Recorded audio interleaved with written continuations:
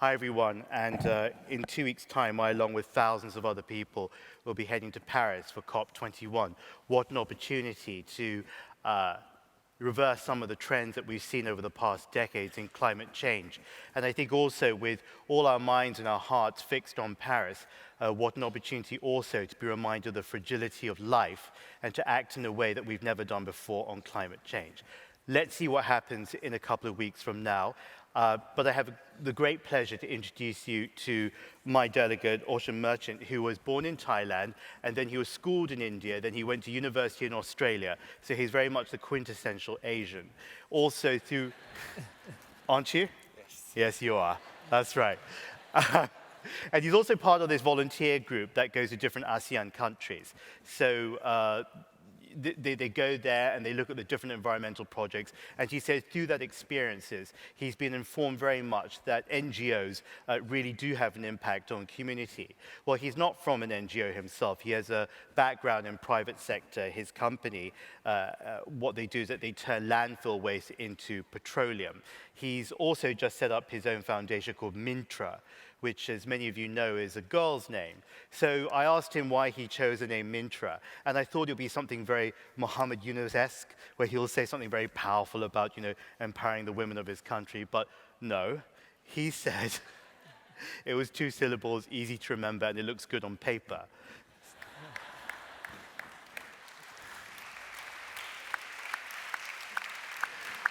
So we have a future branding entrepreneur here as well. And he has just come back from the United States, where he did a fellowship with the Young Southeast Asians Leadership Initiative, which was set up by President Obama. It's still in its infancy, but its focus is really on public policy and also on governance. So what he's really trying to do with Mintra, and with all his background and all his messaging, is to really connect climate change to other global issues, whether it be agriculture, farming communities, rural communities, education, and also gender. So I'm very, very excited to introduce you to my delegate. And we're the first, so you better set a good trend. Sure. But you've got more than 2 minutes. All right. Aushim Mintra.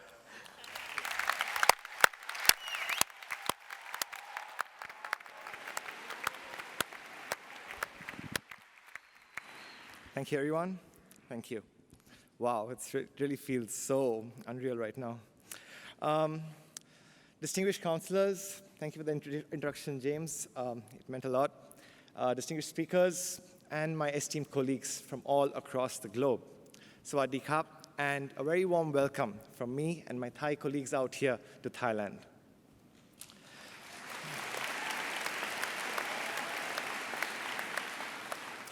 Thailand, a country of 64 million people, produced over 19 million tons of waste last year alone. 65% of this was improperly disposed. Climate change is a problem on an unprecedented scale, yet the world's action towards mitigation is incomparable to the scale of the problem that we face.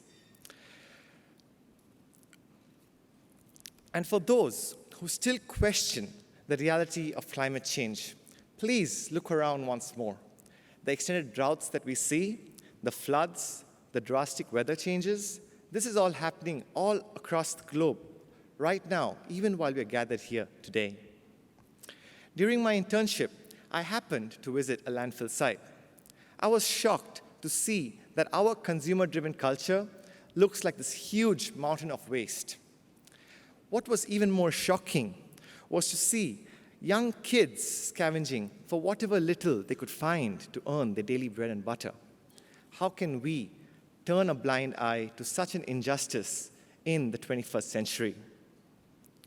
Through my organization, with MK Aromatics Limited, we build, construct, and operate facilities at the landfill sites to convert non-recyclable mixed landfill waste into petroleum. Alongside, we also work towards the socio-economic upliftment of these rag pickers. Till date, we have produced close to 4 million liters of crude oil from over 6,000 tons of waste, and this has resulted in a reduction of over 8,000 tons of carbon emissions and greenhouse gas emissions. Thank you.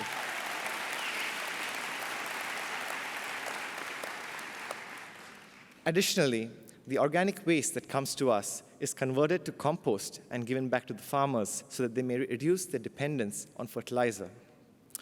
Each facility that we set up provides direct employment to over 50 families and indirect employment to over 150 families. The key is that we use state-of-the-art technology and build robust process plants to process this waste. Our solution solves two of society's most pressing needs today: energy scarcity and environmental sustainability. My hope is that every individual here realizes that the environment is not just a commodity. It is an extension of who we are. Our accomplishments lie in the effectiveness of our action and impact that we create, regardless of how big or small our actions are. We can look for environmental solutions that are profitable alongside societal upliftment solutions too. Every city has a landfill. Every city has an issue with waste management. And I urge all you young leaders here today to go back to your city and identify what is it that is really causing a problem to the environment in your city. And then reach out to the One Young World community, and together we can develop innovative solutions that can be implemented back in your home.